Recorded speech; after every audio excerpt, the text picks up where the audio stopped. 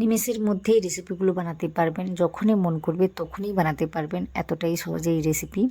তো রেসিপিটি প্রথম থেকে শেষ পর্যন্ত দেখবেন, আশা করি আপনাদের সবারই ভালো লাগবে। এইরকম ফুলকো ফুলকো মুচমুচে খাস্তা রেসিপি একবার যদি বানিয়ে খান, আমি কথা দিচ্ছি আপনারা বারবার বানিয়ে খাবেন। তাছাড়া রেসিপিটি বানানো খুবই সহজ। তো রেসিপিটি দেখুন প্রথম থেকে শেষ পর্যন্ত, যদি ভালো লাগে সেটা অবশ্যই কমেন্ট করে জানাবেন, সাথে সাথে ভিডিওতে একটা লাইক দিয়ে চ্যানেলটিকে সাবস্ক্রাইব করে নেবেন। পাশে থাকা যে বেল আইকনটা থাকবে ওটাতে প্রেস করতে ভুলবেন না। তো এইভাবে আমাকে অবশ্যই সাপোর্ট করবেন। আপনারা ভিডিওগুলো বা রেসিপিগুলো দেখেন কিন্তু কোনো রকমভাবে সাপোর্ট করেন না, তো এইভাবে করবেন না। যদি ভালো লাগে সেটা কমেন্টের মাধ্যমে বা ভিডিওতে একটা লাইক দিয়ে অবশ্যই আমাকে জানাবেন, তাহলে আমার ভীষণই ভালো লাগবে। তাহলে চলুন আজকে রেসিপিটি দেখিয়ে দেওয়া যাক কীভাবে আমি বানিয়েছি। খুবই সহজভাবে দেখিয়েছি, তো দেখুন, আশা করি আপনাদের ভালো লাগবে। তো এখানে আমি নিয়েছি ময়দা, আপনারা চাইলে কিন্তু আটাটাকেও নিতে পারেন। তো ময়দা নিয়েছি আমি, একটু বেশি করেই নিয়েছি, আমি বাড়ির সবার জন্য বানাচ্ছি। তো এখানে 3 কাপের মতো নিয়েছি, নিয়ে না চেলে নিচ্ছি, কারণ ময়দাটা অনেক দিনের হয়ে গিয়েছিল, যে কারণে আমি একটু চেলে নিচ্ছি। তো যদি ফ্রেশভাবে নেন ময়দাটাকে, তখন চেলে নেওয়ার কোনো রকম দরকার বা প্রয়োজন নেই। তো এখানে আমি চেলে নিচ্ছি। তো চেলে নিয়ে দেখাচ্ছি এতে কী কী উপকরণ মেশাতে হবে। তো আমি যেভাবে দেখিয়েছি এভাবে বানিয়ে দেখবেন, সহজেই অল্প সময়ের মধ্যেই কিন্তু রেসিপিটি তৈরি করতে পারবেন। তো চেলে নিয়েছি, চেলে নেওয়ার পর এতে আমি দেব লবণ। তো পরিমাণটা বুঝে শুনেই দিতে হবে। দিচ্ছি লবণ আর দিচ্ছি তেল। তো আপনারা চাইলে এই মুহূর্তে 1 থেকে 2 চামচের মতো ওই যে চিনিটাকেও দিতে পারেন। তো আমি আজকে চিনিটাকে দিলাম না। তো এখানে শুধুমাত্র এই তেল দিয়েছি 3 থেকে 4 চামচের মতো সাদা তেল। তো দিয়ে আমি কি করব, এটাকে মিশিয়েও নিতে পারেন, না হলে এইভাবে সরাসরি জল দিয়েও সুন্দর করে একটা ডো মেখে নিতে পারেন। তো মোটামুটি আমি কোনো রকমভাবে মেশাইনি, এমনিতেই জলটাকে দিয়েছি। তো 1 কাপের মতো জলটাকে নিয়েছিলাম, তো ওটা মোটামুটি দিয়েছি। তো এইভাবে মোটামুটি বলতে পারেন 1 কাপ আর 1-2 চামচের মতো জলটা লেগেছে। তো এর থেকে বেশি কম বলতে 1 থেকে 2 চামচের মতো বেশি হয়তো লাগতে পারে, না হলে কম লাগতে পারে। মোটামুটি যেভাবে ময়দাটাকে নেবেন সেভাবেই জলের প্রয়োজনটা হবে। তো এইভাবে কথাগুলো কেন বলছি, এই ডোটাকে কিন্তু কি বলবো, খুব শক্ত করে বা খুব নরম করে মাখাইনি আমি। আশা করি দেখতেই পাচ্ছেন কীভাবে মাখাচ্ছি। একটু সময় নিয়ে মেখে নিতে হবে। তো মেখে নেওয়ার পর আমি এটাকে ঢেকে রেখে দেবো ওই 5 থেকে 10 মিনিটের জন্য। বেশি একটা সময় লাগবে না, কারণ ওই সময়ে আমি আলুর পুরটাকে বানাবো তাই। তো এখানে কী করেছি, কড়াইতে একটু তেল দিয়েছি, ওই 1 চামচের মতো, বেশি কিন্তু এখানে তেলটা লাগবে না। তারপর গোটা জিরে ফোড়নের জন্য দিয়েছি। তো ওটা একটু ভাজা ভাজা হয়ে এলে আমি কি করেছি, এখানে ওই যে কারি পাতাটা দিয়েছি, অনেকটাই কিন্তু আমি দিয়েছি। তারপরে দিয়েছি ওই যে পেঁয়াজ কুচি। তো আজকে আমি পেঁয়াজ দিয়ে বানাচ্ছি, আপনারা চাইলে কিন্তু আদা কুচি দিয়েও বানাতে পারেন নিরামিষভাবে। তো আজকে আমি পেঁয়াজ দিয়ে বানিয়েছি। তো অনেকগুলোই পেঁয়াজ দিয়েছি। দেওয়ার পর আমি কাঁচা লঙ্কাটাকেও দিয়েছি। তো ওটাকে দিয়েও না সুন্দরভাবে ভেজে নেব, একটু সময় নিয়ে ভেজে নিতে হবে। পেঁয়াজের কাঁচা ফ্লেভারটা যেন চলে যায় সেটা একটু খেয়াল করতে হবে। খুব বেশি আমি ভেজে নেব না, আপনারা দেখতে পাবেন। তো এইভাবে মোটামুটি একটু নাড়ি চাড়িয়ে নিয়েছি। তারপর আমি কি করেছি, এতে দিয়েছি আলু। বলতে আগে থেকে আমার সেদ্ধ করাই ছিল, তো ওটাই আমি নিয়েছি। তো যেহেতু রেসিপিগুলো আমাকে শেয়ার করতে হয় আপনাদের সাথে, সেই জন্য আমি কি করি, বেশিরভাগ সময় আলুগুলোকে না আগে থেকে সেদ্ধ করে রেখে দিই। তো মোটামুটি যে কোনো একটা রেসিপি আপনাদের সাথে আমি শেয়ার করে ফেলি, আলুটা যদি সেদ্ধ করা থাকে। তো মোটামুটি এই জন্য আমি সেদ্ধ করে নিয়েছিলাম। 3 থেকে 4টি আলু হয়ে যাবে, ছোটো ছোটো আলু ম্যাশ করে নিয়েছি, এইভাবে ভেঙে নিয়েছি। ভেঙে নেওয়ার পর এতে কিছু মশলা আমি অ্যাড করব, তো তার আগে একটু নাড়ি চাড়িয়ে নিচ্ছি। তো এখানে না পেঁয়াজটাকে আমি খুব বেশি ভাজিনি, মোটামুটি একটু ভেজে নিয়েছি। এইভাবেই পেঁয়াজটাকে রাখলে কিন্তু পেঁয়াজটা বেশ মিষ্টি মিষ্টি লাগে, খেতে ভালো লাগে। তো যে কারণে এইভাবে আমি কাজটি করে নিয়েছি। তো এই আলুটাকে দিয়ে সুন্দরভাবে মেখে নিয়েছি বা ভেজে নিয়েছি বলতেই পারেন। তারপর এতে দিয়েছি পরিমাণটা বুঝে শুনে লবণ, আর দিয়েছি হলুদ গুঁড়ো, লঙ্কা গুঁড়ো, যা কিছু মশলা বাড়িতেই থাকে ওইগুলো দিয়েছি অল্প অল্প করে। তো এখানে দিয়েছি ওই যে লঙ্কা গুঁড়ো, তারপর দিয়েছি জিরে গুঁড়ো, ধনে গুঁড়ো। এই যে বললাম যে ঘরোয়া মশলা দিয়েই বানিয়েছি, খুব সহজভাবেই দেখিয়েছি। এইভাবে বানিয়ে বাচ্চাদের টিফিনেও দিতে পারেন, নিজেরা জলখাবারেও খেতে পারেন বা চায়ের সঙ্গেও খেতে পারেন, মোটামুটি খেতে ভালো লাগবে। তো এই রেসিপিটি দেখুন, আশা করি আপনাদের সবারই কাজে আসবে। তো সব কিছুকে দিয়ে না একটু সময় নিয়ে ভালোভাবে মিশিয়ে নিচ্ছি বা আলুটাকে ভেজে নিচ্ছি।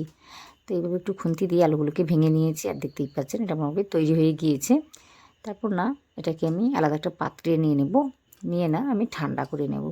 তো এখানে এটাকে আমি আলাদা আলাদা একটা পাত্রে নিয়ে নিচ্ছি, তারপর দেখাচ্ছি জিনিসটা দেখতে কেমন হয়েছে।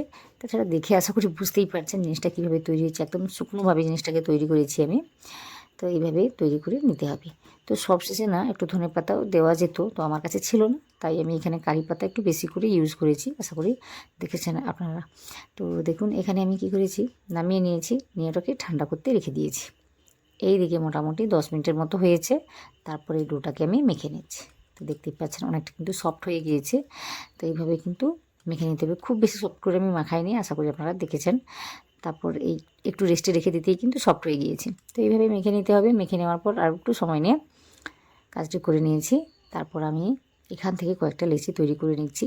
তো যেভাবে রেসিপিগুলো বানাতে চাইবেন ঠিক সেভাবে কিন্তু এই লেচিগুলোকে তৈরি করে নিতে হবে। তো এখানে আমি খুব বেশি বড় করে বা খুব বেশি ছোট করে কাজটি করিনি। আশা করি দেখতেই পাচ্ছেন কিভাবে আমি লেচিগুলোকে তৈরি করে নিয়েছি। তো এইভাবে মোটামুটি একটু গোল্লা পাকিয়ে নিয়েছি। নেওয়ার পর আমি এটাকে বেলে নেব। তো আজকে যে পদ্ধতিতে আমি দেখিয়েছি খুবই সহজ পদ্ধতি দেখিয়েছি, সবাই কিন্তু বানাতে পারবে আর ঝামেলার কিছুই না। তো একটু লম্বাটে করে আমি বেলে নেব। তো মোটামুটি শুকনো আটা বা ময়দা ছড়িয়ে কাজটি করে নিতে পারেন। তো এখানে দেখুন কত সহজে কাজটি হয়ে যাচ্ছে। আমি একটু লম্বাটে করে বেলে নিয়ে দেখাচ্ছি জিনিসটাকে কীভাবে আমি বেলে নিয়েছি বা কাজটা কীভাবে করব।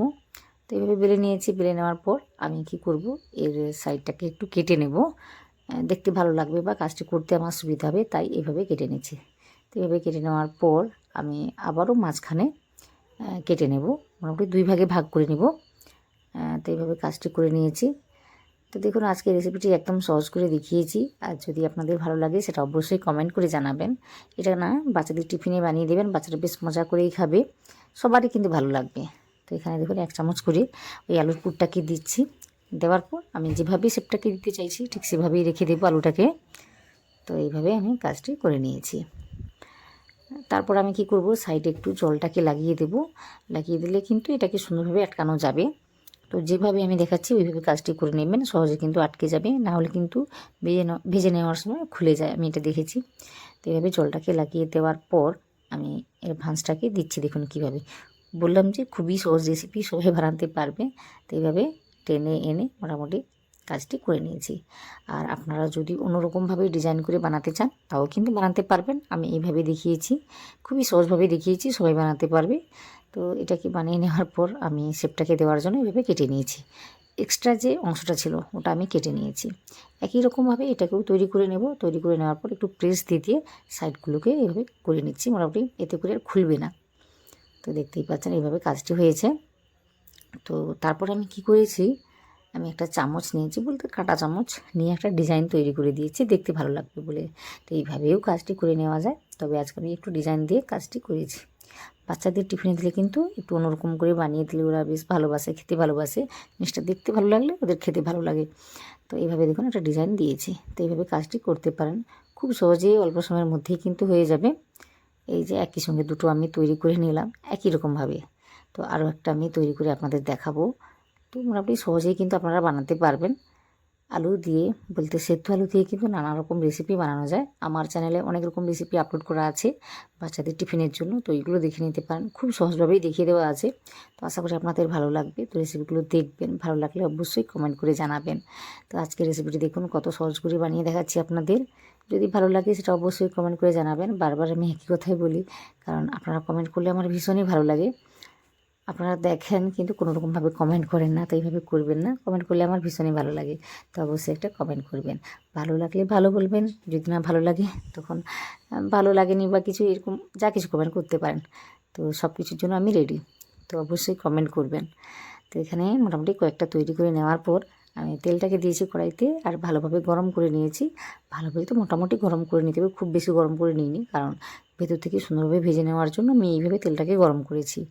তো গরম করে নেওয়ার পর মিডিয়াম আঁচে কিন্তু এগুলোকে উল্টে পাল্টে ভেজে নিতে হবে। তো দেখতেই পাচ্ছেন এগুলোকে দিয়েছি, দিয়ে না একটু সময় থেমে যাব, তারপর কিন্তু এগুলোকে উল্টাবো। সহসা আমি উল্টাতে যাব না, একটু ভেসে উঠলে তারপর আমি উল্টিয়ে দেবো। তো এইভাবে কাজটি করলে কিন্তু ভেতর থেকে ক্রিস্পিভাবে, সুন্দরভাবে, ক্রিস্পি বলতে খাস্তাভাবে জিনিসটা তৈরি হবে। তো দেখবেন, দেখে আশা করি বুঝতে পারবেন। তো এখানে দেখুন আমি উল্টে দিচ্ছি। তো এখন কিন্তু কোনো রকমভাবে কালার আসেনি এই রেসিপির মধ্যে, দেখতেই পাচ্ছেন। তো একটু সময় লাগবে, ওই 4 থেকে 5 মিনিটের মধ্যে কিন্তু সুন্দরভাবে ভাজাটা হয়ে যায়, আপনারা দেখতে পাবেন। উল্টে পাল্টে একটু ক্রিস্পি করে আমি ভেজে নেব, এতে করে খেতে ভালো লাগবে। তো এইগুলোকে ভেজে সস দিয়ে বলুন বা যে কোনো চাটনি দিয়ে খেতে কিন্তু দুর্দান্ত লাগে। তো একবার বানাবেন, তারপর আমাকে জানাবেন। তো মোটামুটি এইভাবে উল্টে পাল্টে একটু লাল করে ভেজে নিচ্ছি। তো তেলটাকে যদি বেশি করে গরম করে নেওয়া হয় তখন কিন্তু এই রেসিপিগুলো অতটা ক্রিস্পিভাবে তৈরি হয় না। ক্রিস্পিভাবে তৈরি হলেও জিনিসটা দেখতে অতটা ভালো লাগে না। তো এগুলো একটু অন্যরকমভাবে তৈরি হয়ে যায়। আর যেহেতু আমি একদম লো আঁচে প্রথম থেকে রেখেছি, তারপর ওই যে ভাজার সময় মাঝখানে আমি ওই মিডিয়াম আঁচ করে দিয়েছিলাম, যে কারণে এইভাবে সুন্দরভাবে ভাজাটা হয়ে গিয়েছে। আর অনেকটা সময় ধরে কিন্তু এগুলো ক্রিস্পি থাকে। তো অবশ্যই একবার এইভাবে বানিয়ে দেখবেন। তো একই রকমভাবে গ্যাসের আঁচটাকে কমিয়ে দেওয়ার পর এগুলোকে দেবেন, দেওয়ার পর আবার উল্টে পাল্টে লাল করে ভেজে নিতে হবে।